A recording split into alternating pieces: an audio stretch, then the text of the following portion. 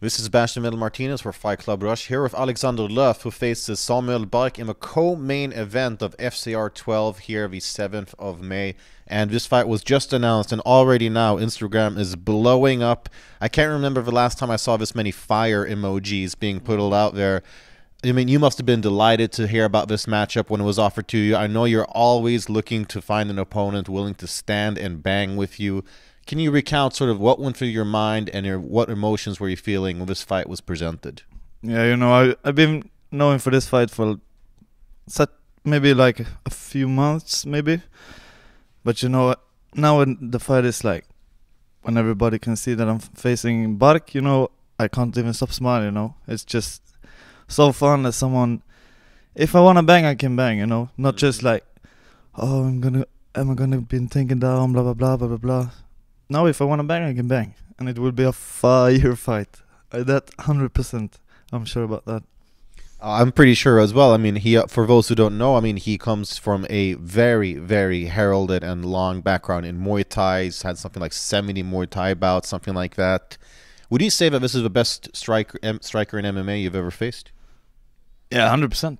Bark is no joke, but I'm no joke either. So it will be... if this fight can't even go to fucking decision or something, if it goes to decision, we have made the fans disappointed, I believe. So, we will bang, we will do everything in our hands to kill each other, and it will be awesome. Awesome.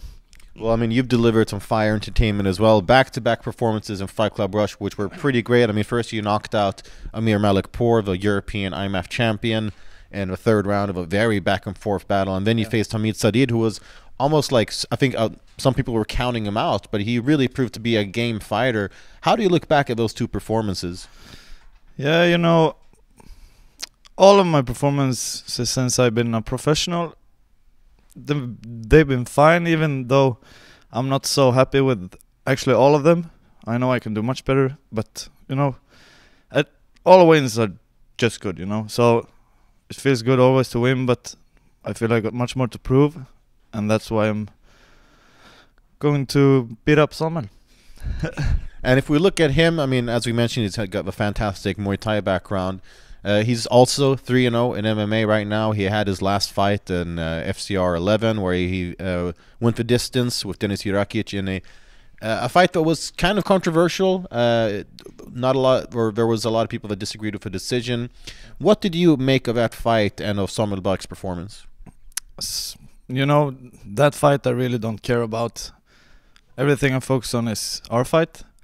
If he didn't win that fight, it doesn't matter, Even if the decisions were like maybe sketchy, but that's not what I'm focused on. I'm focused on Salmen, and yeah. So people can say whatever they want, but he got the win. So I'm actually happy that he got the win, because now when we're fighting, it's 3-0, 3-0. Who's so gotta go? So yeah, it means more, right? Yeah, it's good. It's better. So I'm happy that he won.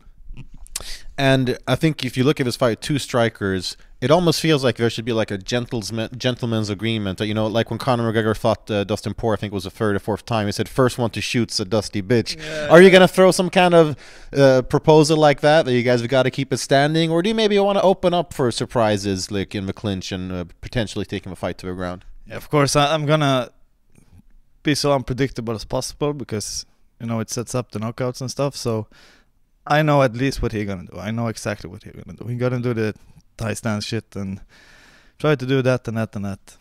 Me, I can do whatever I want, kind of. I can stand and bang, I take it down, I can try to submit him, I can try to ground and pound him, I can try to do fucked up shit, and I will. So, yeah. And what would you say is your biggest advantage when heading into this fight? That I'm unpredictable. Well, yeah, a pretty good advantage. I stand to agree with that. Like I said, fans have been loving this fight. It's been announced for, I think, like 10, 15 minutes, something like that, but it's already doing great rounds on Instagram.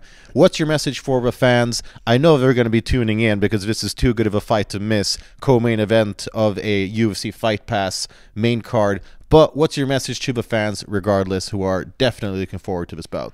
Buy your tickets or watch it live, because it will be a fucking banger. There you go, channeling your inner Paddy the Baddy as well, or something like that with the accent. But yeah, I can completely agree. I'll sign up wherever it needs to be signed up. This will be a banger from start to finish. I can guarantee you that. So tune in. Fight Club Rush 12, May 7th on UFC Fight Pass, or right here in Västerås when Alexander Lööf collides with Samuel Bark in a co-main event of what could surely be a historic fight for Swedish MMA. Thank you very much, and good luck in the fight. Thank you.